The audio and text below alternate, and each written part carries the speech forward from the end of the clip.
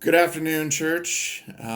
Just wanted to give you some updates after hearing some things today from a variety of sources, including the White House president put out what he calls the 15 days to slow the spread. A lot of the things that are in that are things that we've already heard and have been recommended to us, but there is an additional thing. They originally the restrictions on social gatherings were 250 people, and then the governor said, "Let's bring it down to 50 people." And now, according to the White House, we're down to 10 people.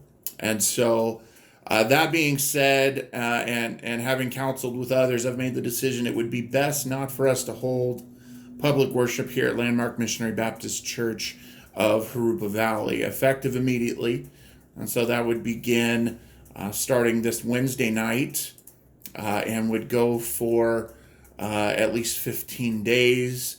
Hopefully by Wednesday night, April the 1st, that we can begin again. And then the first Sunday would likely be on Sunday, April the 5th. If anything changes from between now and then, we'll certainly let you know. This virus is spreading rapidly. Government officials are trying hard to keep it at a minimum.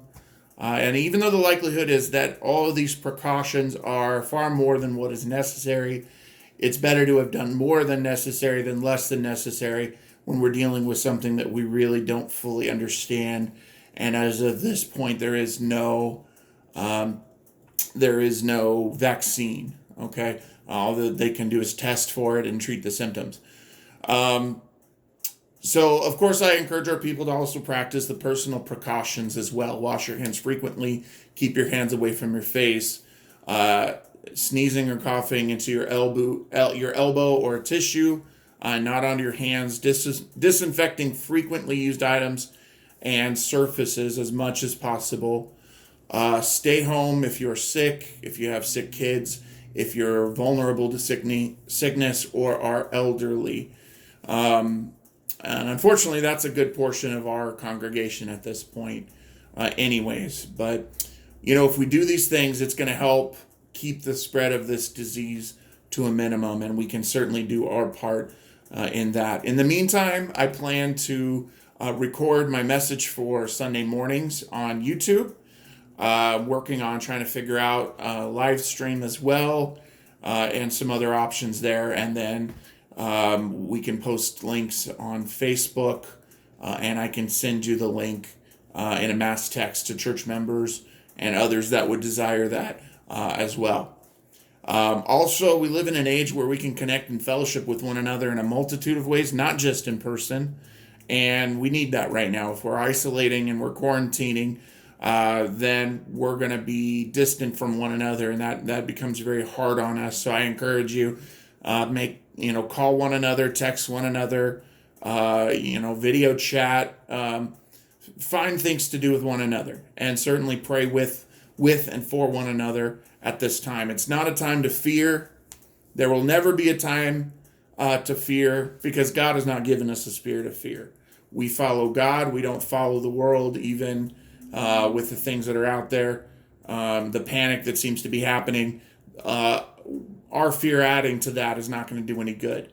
Best thing that we can do is to do the things that God has given us, to claim the spirit of power, love, and a sound mind that the Bible tells us about. That's the only things that are going to help us right now. So don't be afraid. There's nothing to be afraid. He promises us that He'll never leave us nor forsake us. So God is right in the middle of all of this, no matter what. Do as much as we can to help with this. Pray for one another. Pray for our president, our governor, our other government officials. Pray for those that have been affected by this virus. Pray for the families that have lost people to this virus. If our church members have any questions, concerns, or needs, please text me and give me a call, or give me a call. But until then, I look forward to the time that we can put all this behind us, which I believe is very shortly, and to meet with you all face to face and move forward, and that this is all going to be behind us, and then we can celebrate the Lord having brought us through.